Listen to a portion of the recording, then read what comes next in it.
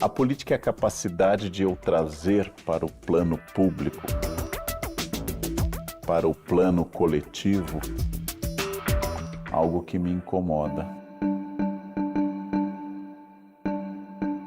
Eu, de fato, acredito que política é para todo mundo e que a gente só tem a ganhar incluindo mais gente no debate político. O que é interessante dessa vida política do dia a dia, e vamos chamar isso de política com P maiúsculo, é a maneira como as pessoas se relacionam, a maneira como as pessoas se reúnem para resolver problemas. Eu acho que as pessoas, quando vão numa reunião de condomínio, já vão. Eu já sou contra ele, eu já sou contra ele. E é neste universo da política, a política da felicidade na polis, que eu convido você a mergulhar comigo hoje. Você já pensou na sua origem? Eu cresci entre livros, aulas e viagens. Quebrei linhas retas e deslizei em parábolas. Sou o fruto linear e contraditório da minha interação com o mundo. Um roteiro variado, nunca foi um monólogo. Bem-vindo ao meu universo.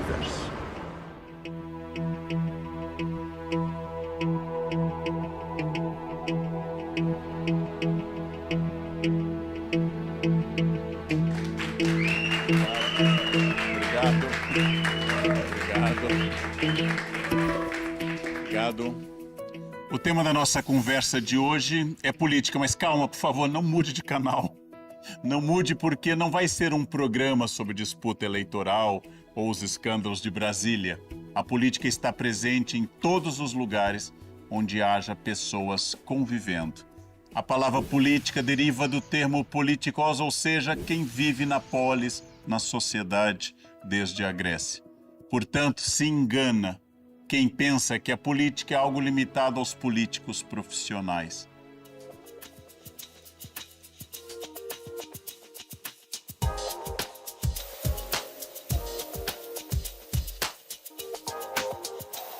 Ela é advogada, criminalista, comentarista política, professora universitária e apresentadora de televisão. Minha colega aqui na CNN e nos últimos anos, além de minha amiga, tornou-se uma voz equilibrada no debate político. Menos emoção, mais razão, este é seu lema. Resume o que parece ser sua missão profissional, levar sanidade e afastar o fígado, o ódio do espaço público. Gabriela Prioli, estamos aqui na Pinacoteca, que está aberta para o público. Para nossa alegria, há crianças visitando o espaço.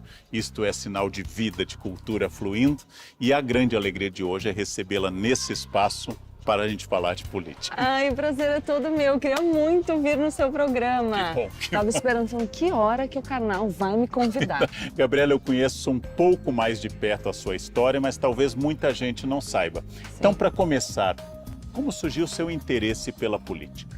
Karnal, eu acho que, ao contrário daquilo que as pessoas devem imaginar, o meu interesse por política ele não surgiu tão cedo. Mas aí, conforme eu fui amadurecendo, a política brasileira ela começou a se tornar mais interessante de uma maneira negativa. A gente começou a ter alguns escândalos ocupando as capas dos jornais e eu já interessada pelo direito, então comecei a pensar em fazer a faculdade. Aí eu entro na faculdade, a política está se misturando muito com aquilo que eu estudo no meu dia a dia e nesse momento o meu interesse foi crescendo e eu fui me aprofundando. E eu acho isso interessante porque comunica com as pessoas que talvez não tenham cultivado esse interesse por política desde muito novas, para falar que a gente pode criar essa atenção para esse tema em qualquer época da vida, entendeu? Que não é o fato da gente não ter começado no tempo ideal, eu não acho que exista um tempo ideal, mas o tempo ideal para alguns, que vai fazer com que a gente não se interesse para sempre. Não é a sua vocação mais antiga, mas se transformou em uma vocação importante, virou um livro ótimo que eu tive o prazer de ler, Política é para Todos. Em poucas semanas, o livro virou um best-seller. Você realmente acredita que a política seja para todo mundo? Acho que a política é para todo mundo como um ideal. ela não é para todo mundo naquilo que se relaciona à nossa constatação da prática política hoje. E aí o meu trabalho vem um pouco nesse sentido, para que a gente possa transformar a política num assunto de todo mundo. Então, como a gente faz para simplificar conceitos, como a gente faz para conversar com as pessoas a partir da forma como elas raciocinam, a partir da vivência de todo mundo. Então, é um processo que envolve muita escuta. Eu, de fato, acredito que política é para todo mundo, que a gente só tem a ganhar incluindo mais gente no debate político, porque com diversidade em todos os campos, a gente amplia a nossa visão de mundo e a gente tende a ser mais criativo para encontrar soluções para os nossos problemas, que são difíceis, são complexos e por isso a gente precisa da colaboração de todas as pessoas. Qual a diferença entre política partidária e a nossa construção política social? Podemos falar de uma macropolítica, percebida por todos, eleições, partidos, debates, e uma espécie de microfísica do poder, dentro das famílias, dentro das escolas, nos condomínios, em todos os lugares onde as pessoas precisam pensar no seu espaço e no espaço do outro.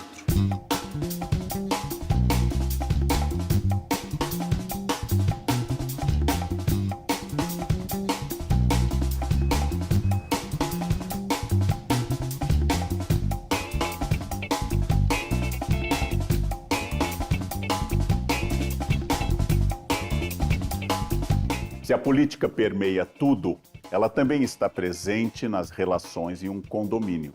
Hoje nós viemos examinar exatamente as tensões, conchavos, alianças, negociações e conflito entre vizinhos. Afinal, o inferno são os outros? As pessoas às vezes não respeitam um pouquinho que elas moram junto com outras pessoas, o espaço não é individual. A minha principal queixa é a falta do cumprimento das regras do regulamento interno, mas no meu condomínio especificamente, hoje em dia tem respingado muito no comportamento das crianças. Implicam com tudo, né? Que a criança passou rápido com o patinete, que a criança está jogando a bola que cai na grama, que a criança está gritando, que eles estão fazendo muito barulho.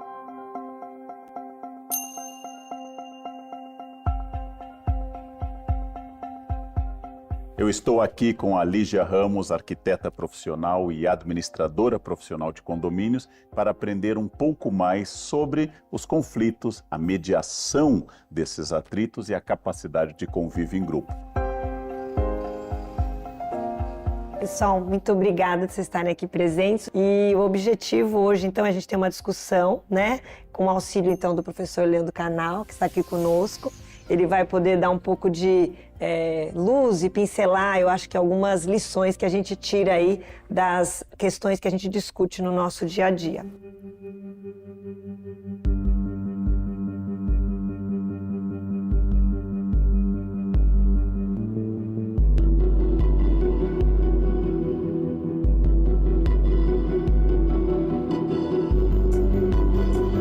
Bruno Garchagen é cientista político e atua como professor e palestrante, além de ser autor de 2 best-sellers, Pare de Acreditar no Governo e Direitos Máximos, Deveres Mínimos, sobre o comportamento do brasileiro em relação à política, que eu converso com ele agora. Nós fomos até a célula política do condomínio, tratar um pouco de microfísica do poder. Toda a reflexão de um cientista político pode ser aplicável à convivência entre pessoas dentro de um mesmo espaço, família, condomínio e assim por diante? Se é que a gente considera que um dos objetivos da política é resolver problemas, resolver conflitos, inclusive e não só, a gente tem em condomínios um microcosmo dessa dimensão maior que está na política formal e tudo aquilo que vai depois transbordar para a vida em sociedade. Porque muita gente, até hoje, isso é um fenômeno, se recusa a participar de reunião de condomínio, o que é uma coisa extraordinária. Porque se você se recusa a cuidar, assumir a responsabilidade do lugar onde você vive, de tomar as decisões, compartilhar as decisões do lugar onde você reside, dificilmente essa pessoa vai se interessar do que acontece dali para a porta da rua. E aí nós temos, dentro desse universo menor, um problema que depois vai se espelhar na política mais abrangente.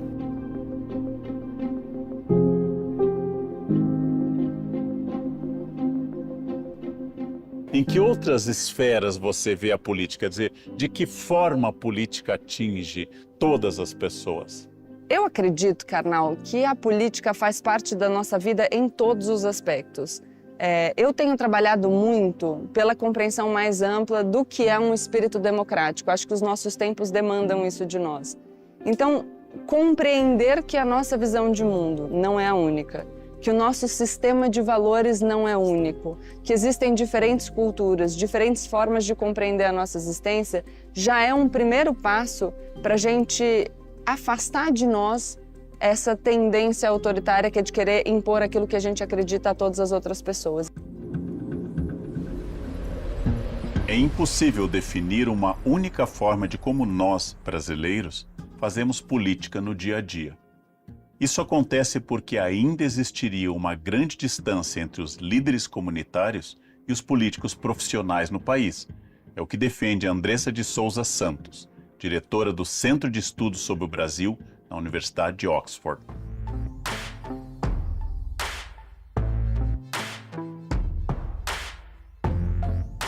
Todos nós fazemos política no cotidiano, né? Se a gente entender a política como uma arte de resolver conflitos, como uma arte do diálogo, né, da construção de caminhos alternativos, então a gente pode entender que todos nós fazemos política no dia a dia. Então, como que o brasileiro faz política no dia a dia varia muito, porque você tem políticos profissionais que muitas vezes não têm experiência do cotidiano e não estão tão próximos dessa política do dia a dia, e você tem os líderes comunitários, as pessoas que fazem política no dia a dia e que muitas vezes não estão representadas nessa política profissional, formal, que é que a gente acompanha no Congresso, na TV.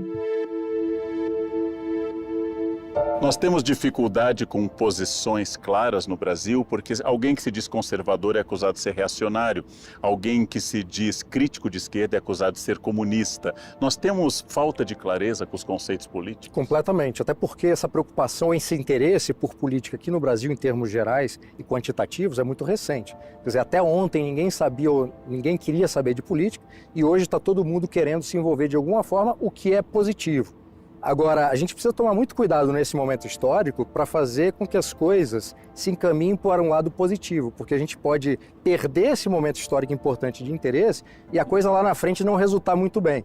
Então, acho que o grande desafio que nós temos hoje como sociedade é aproveitar exatamente esse momento, inclusive para apresentar esses conceitos, para separar o que é do que não é, como, por exemplo, o que é o conservadorismo, o que é o pensamento reacionário.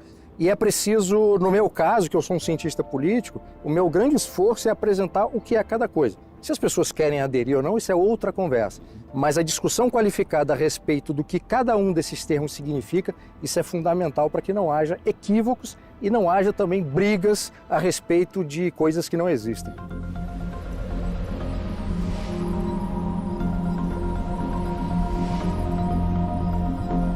É impossível falar em política na atualidade sem pensar em polarização. Mas afinal, que fenômeno é esse que vem sendo cada vez mais discutido? A polarização nada mais é do que uma divisão de uma sociedade em dois extremos, a respeito de um determinado tema. Criar grupos foi uma das estratégias mais úteis utilizadas pelo ser humano em seu processo evolutivo. Afinal, era mais fácil conseguir alimentos, se proteger de predadores e adversários em bandos do que individualmente. Ao longo dos séculos, a humanidade criou sistemas para organizar o poder de forma mais complexa. Entre eles está a democracia, que pressupõe evitar ao máximo o uso da força nas disputas de poder e onde há apreço pela tolerância, diálogo e reconhecimento da legitimidade dos adversários. Em uma sociedade politicamente polarizada, todos esses quesitos ficam comprometidos. O diálogo deixa de ser incentivado, os adversários são vistos como inimigos e transgredir regras parece justificado.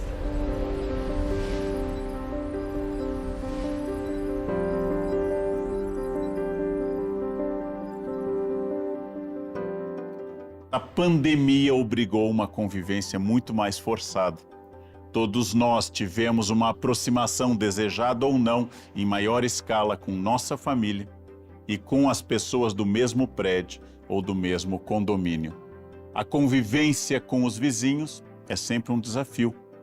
E ela leva a discussões e leva a afastamentos, a brigas e até ameaças.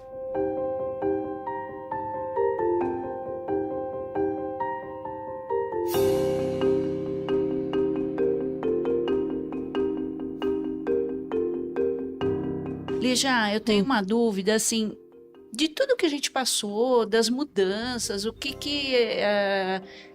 a gente está vivendo hoje, o que viveu, eu percebo que tem que ter uma mudança dentro do condomínio, né? Regras, o que pode, o que não pode. Como que fica o regimento interno nisso? Dentro do apartamento, cada um é senhor do que faz. A pessoa pode ligar o liquidificador às 5 horas da manhã? Ela pode, ela toma o shake dela às 5 da manhã. Tem gente que acorda com o shake. Então, assim, tem regras que eu acho que a gente não pode colocar. Mas se a gente tiver que estender esse horário, por exemplo, restringir o horário das obras, a gente vai ter, de fato, que fazer uma alteração legal dentro do regulamento interno. A primeira questão que esbarra aqui é a noção de bom senso. Descartes começa um livro dele dizendo que bom senso é a coisa mais bem distribuída do mundo, pois todos supõem que receberam em quantidade suficiente. E ninguém deseja mais bom senso para si, apenas para os outros. Alguém batendo o shake é um barulho, mas é um barulho simbólico. É alguém que acorda mais cedo do que eu, está em melhor forma do que eu, tem mais racionalidade com seu corpo do que eu e mais disposição. Como eu não tenho isto, eu não posso necessariamente me suicidar, mas é melhor atacar o barulho do liquidificador, que é uma solução boa. Então, como eu administro isso? Convivência humana é atritiva. Ela é atritiva no casal, ela é atritiva na família, ela é atritiva no condomínio e no país. Em um condomínio, as pessoas se conhecem. Isso deveria diminuir a tensão e a administração política deveria ser uma capacidade de pensar no bem comum. A política é a arte de fazer isso. Até é difícil de falar, mas enfim, recentemente teve um caso de aparecer fezes na sacada de uma pessoa que foi jogada de outra. E eu quero saber como que o condomínio lida com isso, como é que vai administrar, descobrir... Então, é um assunto recorrente, tá? Só... Então... Bem-vindo ao meu universo.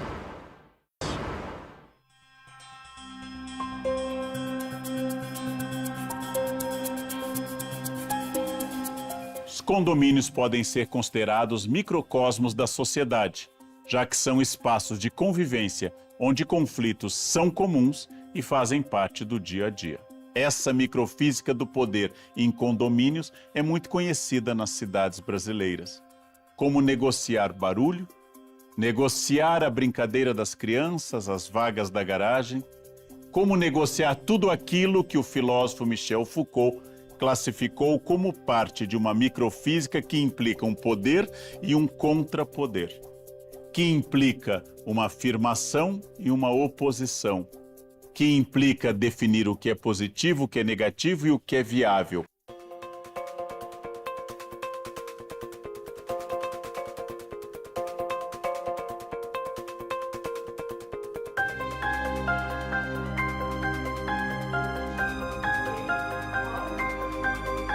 Bom, Lígia, ainda eu acho que a gente tem que fazer sim algumas mudanças nas regras nesse momento.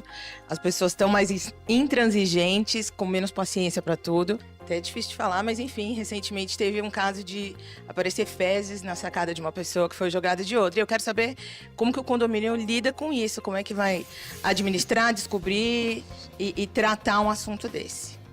Então, é um assunto recorrente, tá? Só... Não, é uma mira. Né? Bom, então, infelizmente isso está ficando recorrente.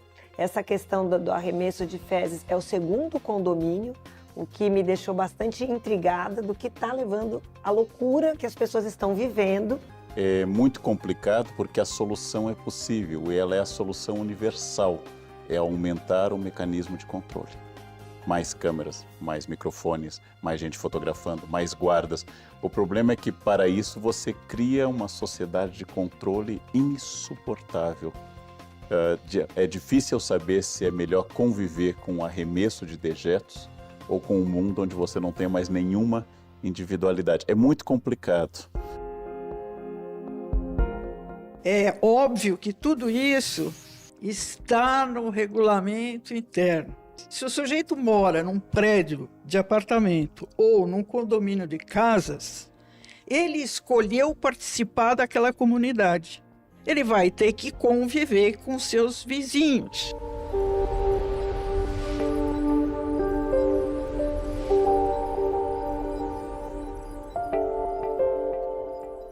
Nem sempre a diplomacia fala mais alto nas disputas políticas. E quando o diálogo não é suficiente, apela-se para as guerras.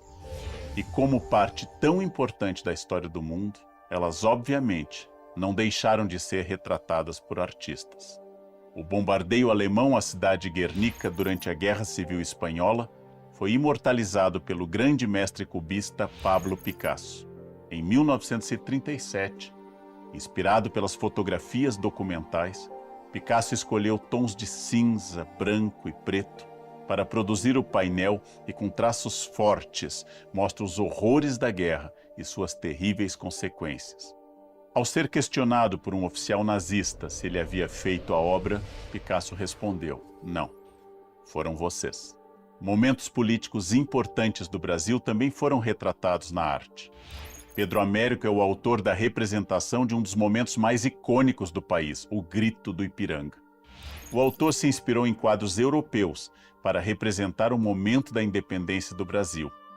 Américo não tinha a intenção de fazer um retrato fiel do episódio, mas uma imagem que lembrasse o passado de forma solene e heróica, de acordo com os padrões seguidos pelos artistas da época.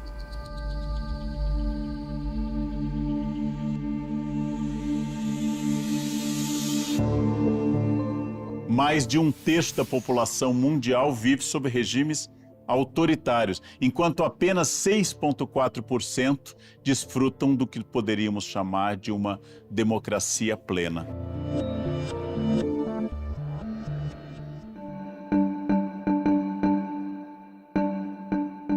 Quase na contramão do que seria uma transformação histórica tradicional, estão em ascensão os regimes autocráticos. Ou seja, de uns anos para cá, há muitas democracias imperfeitas ou ditaduras abertas. Seria a fascinação que o ditador, o autocrata, o regime autoritário parece estar exercendo? Por que nós não estamos dominantemente fascinados pela democracia? A grande pergunta não é como ou por que as democracias morrem, é como, por que e por que as democracias nascem. Porque é muito fácil cair no erro de um regime autoritário. É muito fácil o autoritarismo, porque quem está no poder tenta mandar em tudo, e quem obedece está numa posição muito confortável, se não tem qualquer preocupação nem política, nem com a liberdade, nem com a própria responsabilidade. Agora, um sistema que premia a liberdade, que favorece a liberdade e que essa liberdade tem que ser defendida diariamente, esse é um sistema, um regime muito mais difícil de ser desenvolvido, muito mais difícil de ser criado e muito mais difícil de se prolongar ao longo da história.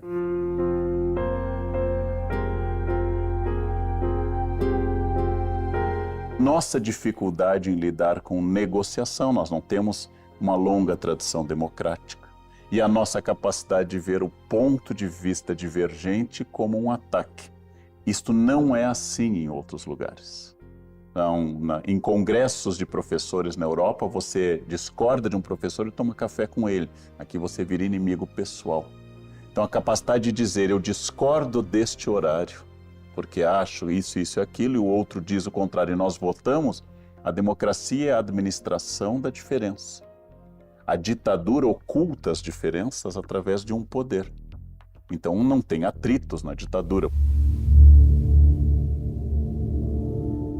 A tradição da República Presidencialista do Brasil é uma tradição de crises, de desequilíbrios, também de tentativas de golpes e de governos autocráticos ou autoritários. Nós tivemos 6 constituições em um intervalo muito curto de tempo, entre 1889 e 1988, que é o ano da atual Constituição brasileira. A história brasileira é uma história que essa ideia de liberdade sob a democracia, entendendo a democracia como um instrumento, isso não é uma regra, isso é exceção.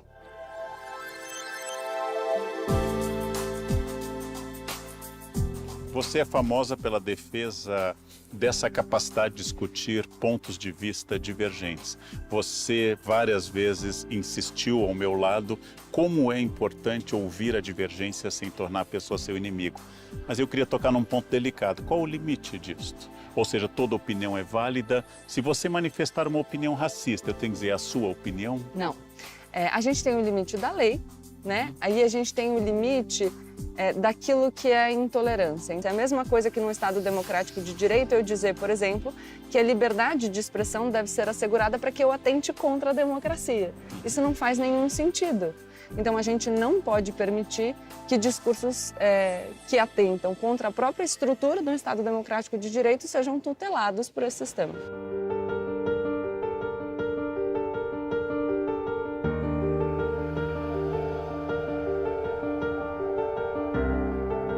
E a definição iluminista de liberdade é a minha liberdade termina onde começa a do outro. Então, eu sou livre no meu imóvel. Eu sou livre para ler o que eu quiser, mas eu não sou livre para fazer um barulho que atinja o resto. Então, a minha liberdade tem limites. Quando a gente está numa reunião de condomínio, onde uma alteração de regulamento interno tem que ser votada, ou qualquer solução onde o bom senso comum possa buscar uma mediação, uma alternativa, as pessoas entram armadas. As pessoas não aceitam, por exemplo, que o síndico, que é quem conduz uma assembleia de condomínio, fale essa fala que você falou, que é perfeita, que é verdadeira, que cada um de nós entende que é o ser humano melhor que a gente tem que buscar, mas que numa reunião de condomínio, o síndico é interrompido aos 3, 4 minutos dessa fala e ainda é tido como se quisesse mostrar que é melhor do que o outro para ensinar. E como é complexo, uma síndica mulher vai tocar em cordas diferentes das pessoas do que um síndico homem.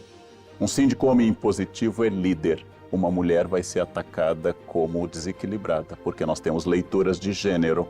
Quando um homem se impõe, olha, esse tem autoridade. Quando uma mulher se impõe, isso deve ser mal resolvida, porque nossa sociedade é preconceituosa. Está na TPM e assim por diante. Ou está na menopausa, sempre. Não tem uma possibilidade disso. A leitura é de gênero.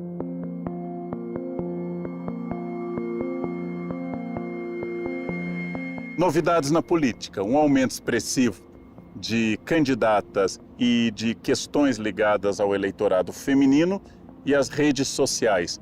A velha ciência política, nos moldes que ela vem sendo elaborada nos séculos 18, 19 e 20, pode dar conta de coisas como redes sociais, voto feminino, protagonismo feminino? Eu acho que a coisa mais interessante é tentar entender por que tem poucas mulheres, mesmo com os incentivos que são criados, cotas, etc, etc. No fundo, o que eu vejo não é o interesse de perguntar às mulheres, de forma geral, por que elas se interessam um pouco em participar da política formal. No fundo, o que já se tenta fazer é se antecipar a essa resposta que não existe, porque sequer a pergunta foi feita, para criar mecanismos para que essa participação aumente.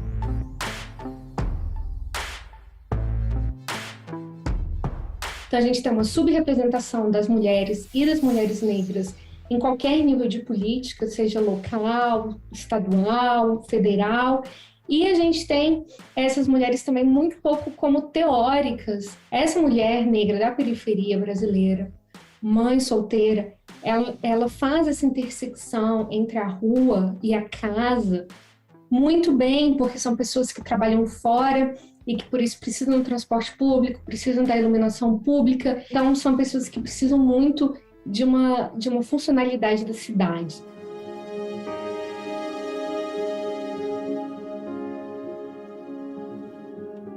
Você é uma mulher engajada no debate político. Você já sofreu preconceito por isso. Como é que você lida com esse preconceito? Eu costumo dizer, Karnal, que quando uma mulher aparece para debater um tema como a política ou qualquer tema relacionado ao poder, é como se eu aparecesse para gravar o seu programa com você vestida com um roupão. As pessoas diriam, nossa, que estranho, de roupão, gravar de roupão.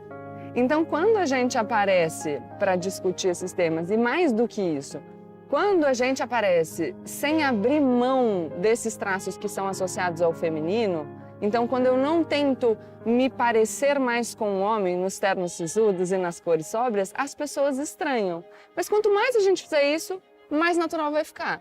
Então, a forma como eu lido com esse preconceito é falando mais. Então, as pessoas que querem que eu saia do debate, elas deveriam me criticar menos, porque aí eu me sentiria menos desafiada a permanecer. Basicamente isso.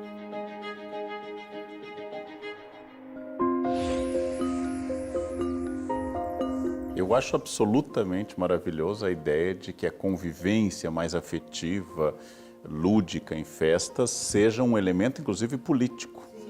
Totti, agora, só para trazer como é complicado o ser humano, eu odiaria viver nesse condomínio.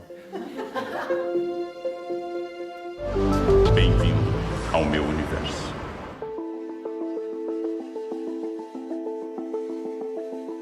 Aristóteles definiu que somos animais políticos. Somos políticos por natureza. Onde há duas pessoas, há negociação, há alianças, há conchavos. Inclusive há traições.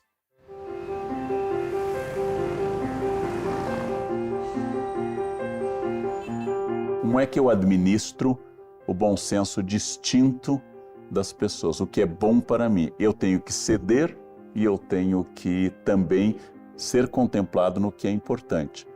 Se eu fosse, e nunca fui síndico na vida, eu usaria primeiro uma técnica assim. Eu discordo da Lígia em 60% do que ela diz.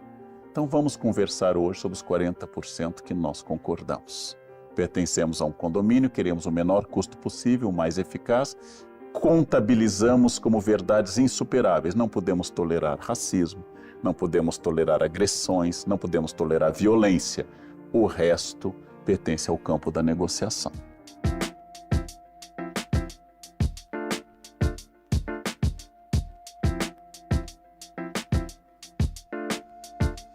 E romper essas fronteiras, romper barreiras, é um traço da sua carreira. Você, por exemplo, teve uma famosa entrevista com a Anitta sobre política. Sim. Quem decide quem é o presidente da Câmara é a própria Câmara dos Deputados em votação interna.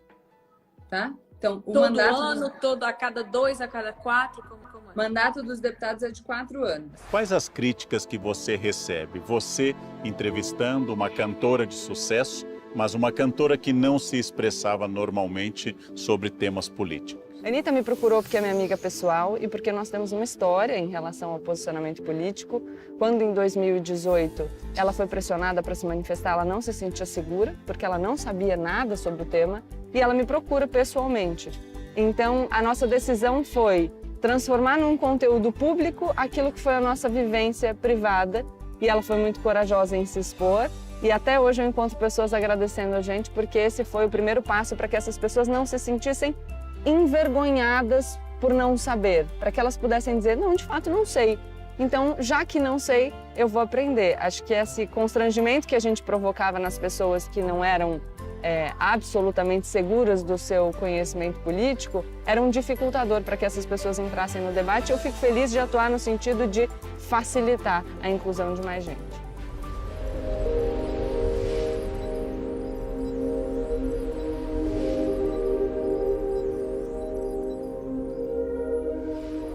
Em um cenário em que a polarização virou comum, não se posicionar virou um motivo de crítica.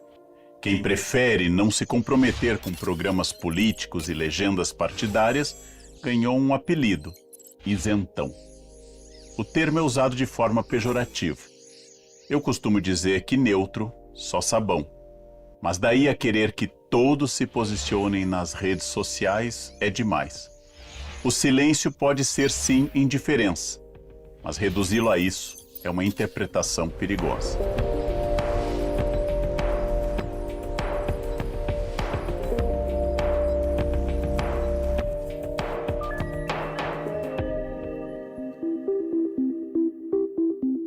Eu queria ver a possibilidade de a gente continuar com as assembleias online. Tem essa possibilidade? Você acha que é uma via de regra já de continuar? Foi aprovada a lei recentemente. Ah, perfeito. Oi, Lídia.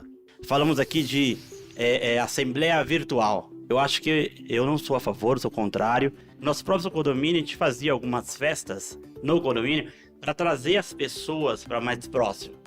Porque a gente só se vê em assembleia. Então, se é uma comunidade, fazemos uma festa italiana, não sei, reúne o pessoal, traz para dentro do salão de festa e vamos conversar, vamos se conhecer. Eu acho absolutamente maravilhosa a ideia de que a convivência mais afetiva, lúdica em festas, seja um elemento, inclusive, político. Todd, agora, só para trazer como é complicado o ser humano, eu odiaria viver nesse condomínio. Ele está absolutamente correto. Aliás, transmite um carisma de pessoa afetiva. Inclusive, eu sou uma pessoa que trabalha 16 horas por dia e tenho 2 ou 3 noites por mês para sair com quem eu gosto. Não é o condomínio.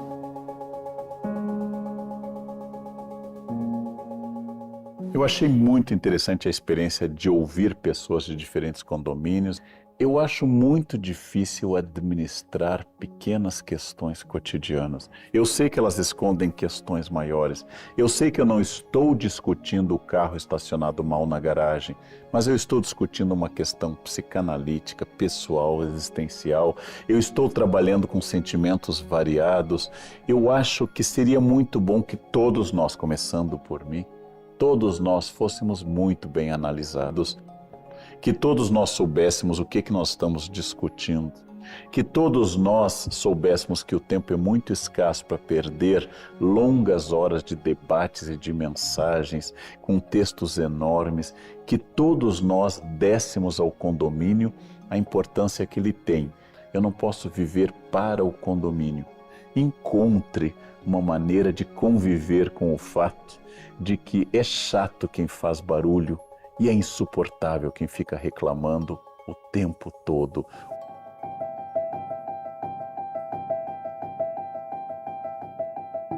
Nós temos eleições regulares no Brasil. Quais são os cuidados em época eleitoral? Por exemplo, o que um cidadão comum deve pensar em um sistema político que é democrático ainda, mas que é frágil, como todo sistema democrático, em ano eleitoral? O ano eleitoral é o pior ano para se pensar nessas coisas. No fundo, esse cuidado que eu falei que a gente precisa ter enquanto sociedade, ele precisa ser um cuidado diário. Proteção das liberdades, preocupação com o equilíbrio do modelo político, da forma de governo. Se a gente não tem um cuidado de criar incentivos positivos para que as melhores pessoas dentro da sociedade, ou as pessoas mais preocupadas com a ideia de res pública, que é coisa pública, que independe da forma de governo, aí nós teremos um problema, porque se os piores da sociedade vão se eleger, se aproveitando das regras institucionalizadas, então não adianta só se preocupar com o problema durante a eleição.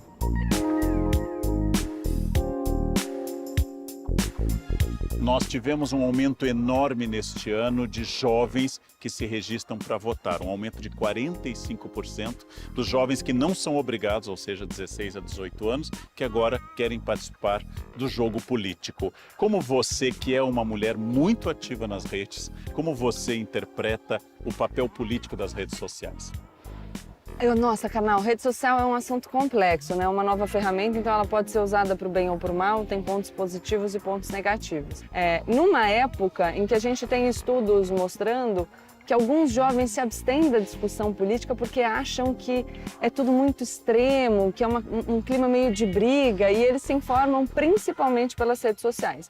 Então acho que dá pra gente pensar que a televisão ainda tem um impacto, o horário eleitoral gratuito, os jornais tradicionais, talvez falem com um outro recorte de público.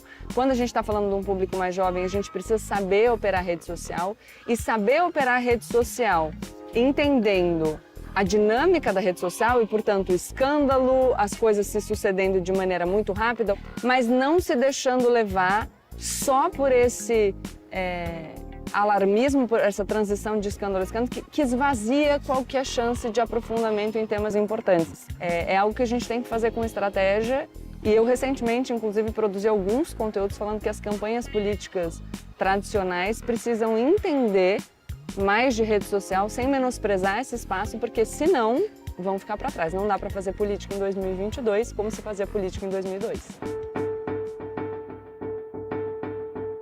Política. Tida como um acontecimento distante, mas um componente onipresente no nosso dia a dia. O conhecimento político é fundamental para a nossa autonomia, para que nós não caiamos numa cilada de reproduzir compreensões de mundo que não necessariamente revelem aquilo que a gente acredita. Em Brasília ou dentro de casa, não importa. Todos nós vivemos e fazemos política constantemente. Eu acho que as pessoas, quando vão numa reunião de condomínio, já vão. Eu já sou contra ele, eu já sou contra ele. Em uma sociedade onde o Estado acumula tantos papéis, quais os nossos deveres como cidadãos para que sigamos evoluindo como país? E as dimensões de dever e responsabilidade praticamente saíram do debate, praticamente saíram da nossa educação em casa.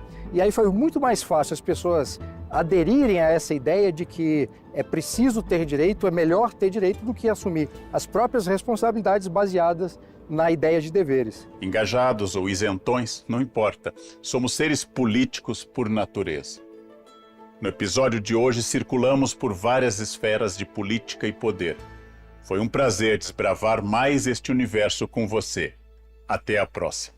Pessoas combinando de se pegar lá embaixo, porque às vezes vai pro prejuízo de fato. No mau sentido? No mau sentido.